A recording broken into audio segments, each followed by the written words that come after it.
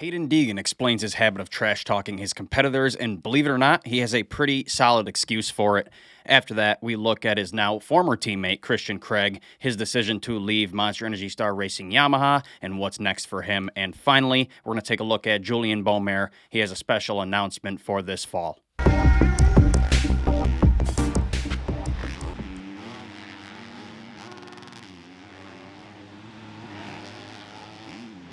Before we get into today's video, head to the mxnetwork.store and check out our magazine. If you want to support our work, this is the best way to do it. Right now, the entire site is stocked, everything from our first and worst to our latest and greatest. Here's a quick look at some of our recent issues.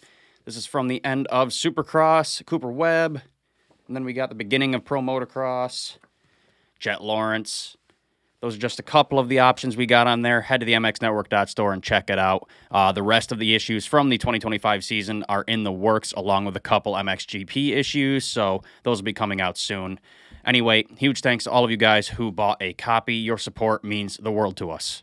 One more thing before I get into today's video, we have a new sponsor that we are proud to work with, Vent My Plate. Do you want your bike to look like your favorite pros? Well, now you can. Head to ventmyplate.com and get yourself a custom vented front number plate today. It's a super easy process. Once you place your order, you mail them your plate, they vent it, and mail it back to you. So go check it out. Use our code TMN for 10% off your order. Links in the description.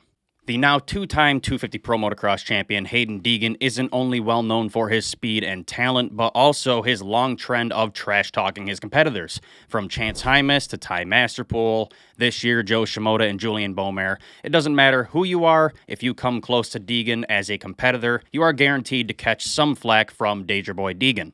Now, this is the most polarizing thing about him. There's no debate that he is a generational talent in motocross and supercross, but whether you like him or not comes down to how he carries himself on the podium and in interviews. Some people love his trash talk and say it's great for the sport to have a heel. Others hate it and claim it's unprofessional. No matter which side of the fence you're on, you have to agree that it has certainly contributed to his fame and success. Now, the question is, why does he do it? Is he just a spoiled kid with a rotten attitude, or is there another reason behind it? Now, I can only speak on this a little bit as I've only interviewed him once back at the 2024 Spring Creek National. To be honest, I was pleasantly surprised with how chill, relaxed, and nice he was when he's not racing and not on TV. He seems just like the rest of us, so I quickly realized it was just an act he puts on for the show. Anyway, a few days ago, Haiden explained himself regarding the trash talk on the Racer X Exhaust podcast with Jason Wygant. Jason talked to him about a plethora of topics, but primarily he tried to get to the bottom of this trash talk situation, and Deegan gave a pretty valid and honest response. Speed-wise and just in general, I'm a better racer, so I don't know. I'm able to lock in pretty good mentally before these races and kind of just flip a switch when it's time to race. That's kind of when the Hayden comes out, and then when we're not racing, I'm kind of like a whole different character. I mean, people really just see because it's kind of promoted like that through all the social media and stuff. The Hayden that is racing and the way I talk to people, the way now I mean after that race, cuss people out on the line and stuff.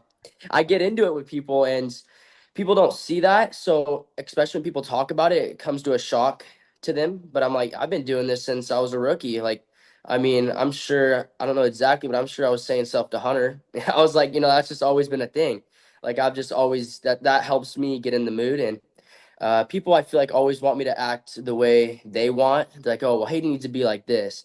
But I'm like, nah, I've won a whole lot of races and a whole lot of championships doing it like this. And trust me, I've tried to act the way people want me to act, and that ain't gonna roll over here.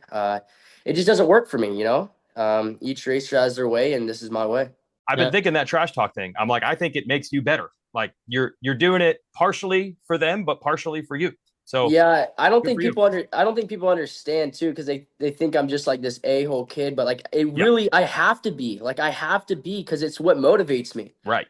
Like it gets me fired up. Like I already have the money and the rich, parents and stuff. So I'm like, it's what gets me fired up. Like I mean, the money's cool and all, but like I need something to make me work hard. So that's what it helps me. So there you have it. I personally think that's a solid explanation and reasoning behind his trash talk. You got to think most kids coming up in our sport come from blue-collar families with not much money, so they obviously have something to work towards. Haiden is in an odd situation where he came from wealth and fame. He already had what guys are seeking when he turned pro, so for him to say he does a trash talk for motivation makes perfect sense to me. So what do you guys think of his trash talk? I personally love it because most athletes in our sport have become pretty bland. So to have an unfiltered kind of heel character is a nice change of pace. Do you think his reasoning behind it was fair? Let us know your thoughts in the comments down below.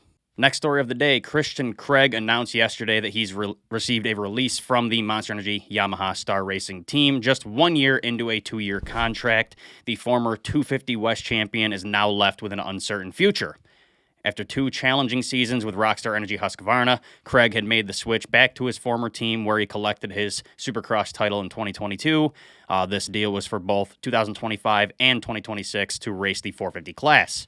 Unfortunately, a torn ACL and meniscus at the final SMX playoff last year sidelined the 34-year-old for the opening rounds of Monster Energy Supercross this year, later racing and posting a season-high result of 11th place in both Denver and Salt Lake City.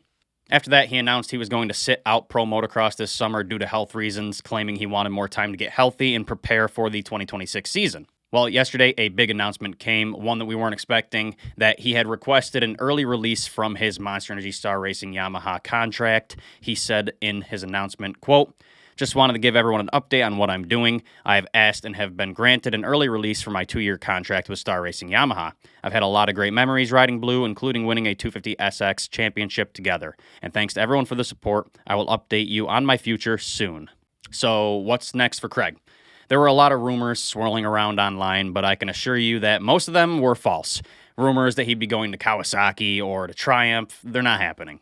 It's now anticipated that Craig will join Joey Savacci at Quad Lock Honda for the World Supercross Championship racing in the SX1 class. The official WSX Series website posted a 2025 team roster late last week before removing the rider list altogether. And guess who was on there? Christian Craig.